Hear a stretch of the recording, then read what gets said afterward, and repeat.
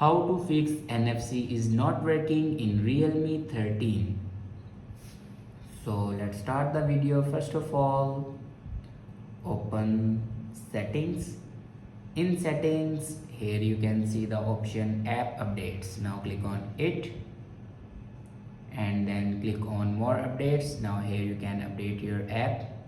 After update all the apps, then go back and click on system and update, and on top you can see the option software update. Now click on it and here you can check your latest version will be updated or not. If it doesn't update to latest version, then update it to latest version. After update a latest version, then go back and click on backup and reset.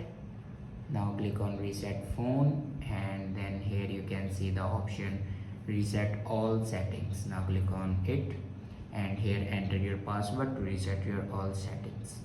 After reset all the settings, then go back to your home screen and restart your device. For restart your device, press and hold power button and then swipe up to restart your device. After doing these steps, your problem will be fixed.